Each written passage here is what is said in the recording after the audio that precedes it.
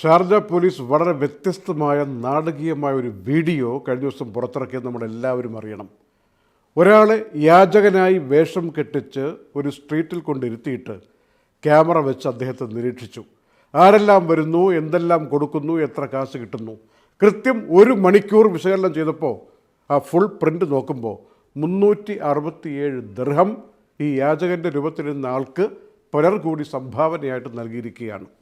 ആളുകളുടെ വൈകാരികതയെ ചൂഷണം ചെയ്യുന്ന വിധത്തിൽ ഷാർജയിൽ വളരെ വ്യാപകമായി മസ്ജിദിൻ്റെ പരിസര പ്രദേശങ്ങളിലും ആളുകൾ നടക്കുന്ന സ്ഥലങ്ങളിലും സബ്വേയിലുമൊക്കെയായി യാചകരുടെ രൂപത്തിലിരിക്കുന്ന ആളുകൾ അതൊരു പ്രൊഫഷനായി കണ്ടുകൊണ്ട് പണം സമ്പാദിക്കുന്ന രീതിയെക്കുറിച്ചാണ് ഷാർജ പോലീസ് ബോധവൽക്കരണം നടത്തിയിരിക്കുന്നത്. 1 മണിക്കൂറിൽ 367 ദിർഹം എന്ന് പറയുമ്പോൾ സാധാരണഗതിയിൽ മുമ്പ് വന്ന കണക്ക് ശരിവെക്കുകയാണ്. ഒരു ദിവസം ദുബായിലൊക്കെ ചില യാചകർ 10,000 ദിർഹം ശരാശരി സമ്പാദിക്കുന്ന വിധത്തിൽ എത്രയോ പ്രാവശ്യം പിടിക്കപ്പെട്ടിട്ടുണ്ട്.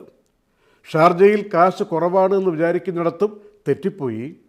ഷാർജയിലെ ആളുകൾക്കും നല്ല കാശുണ്ട്.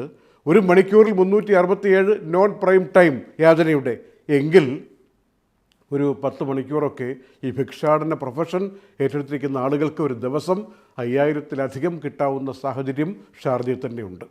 റമദാൻ്റെ ആദ്യ ദിവസങ്ങളിൽ 33 പേരെ അറസ്റ്റ് ചെയ്തു. പിന്നീടാണ് അറിയുന്നത് ഇവരൊക്കെ ഏതോ ഒരു നെറ്റ്വർക്കിൻ്റെ ഭാഗമാണ്.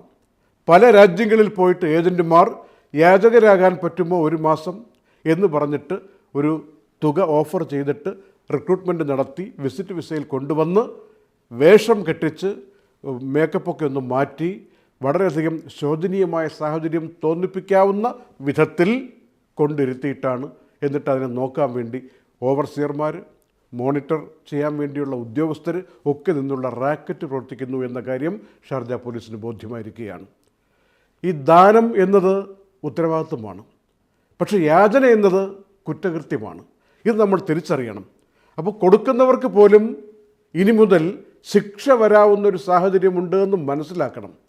കൊടുക്കേണ്ടത് എവിടെ കൊടുക്കണം എന്ന കാര്യം നമ്മൾ തിരിച്ചറിയണം. ഔദ്യോഗികമായിട്ടുള്ള ചാരിറ്റി ഹൗസുകളുണ്ട്. അവർ ലോകവ്യാപകമായി ചാരിറ്റി ചെയ്യുന്നവരാണ്, ഗവൺമെൻറ്റിൻ്റെ നിയന്ത്രണത്തിലാണ്. അങ്ങനെയുള്ള കേന്ദ്രങ്ങളിൽ അർഹതപ്പെട്ട നമ്മുടെ മനസ്സിൻ്റെ കരുതൽ എത്തിക്കാൻ ബാധ്യസ്ഥരാണ് ഓരോ ദാനം ചെയ്യാൻ ആഗ്രഹിക്കുന്ന ആളും. അല്ലാതെ വന്ന് കൈനീട്ടി നിൽക്കുകയോ നമ്മുടെ വൈകാരികതയെ ചൂഷണം ചെയ്യാൻ വേണ്ടി ഇരിക്കുന്നവരോ അവർ പണം അർഹിക്കുന്നില്ല എന്ന കാര്യം, അവർ റാക്കറ്റിൻ്റെ ഭാഗമാണ് എന്ന് തിരിച്ചറിയണം. 840 എന്ന നമ്പറിൽ ഇങ്ങനെയുള്ള ആളുകളെ കണ്ടാൽ വിളിച്ചു പറയണം, അല്ലെങ്കിൽ 901 വിളിക്കണം എന്നൊക്കെ ഷാർജ പോലീസ് പറയുകയാണ്. പിടിക്കപ്പെടുമ്പോൾ 5,000 ദിർഹം പിഴ, 3 മാസം ജയിൽ ശിക്ഷ. ഈ റാക്കറ്റിനെ പിടിച്ച 5 ലക്ഷം ദിർഹം പിഴയാണ്, 6 മാസം ജയിൽ ശിക്ഷ.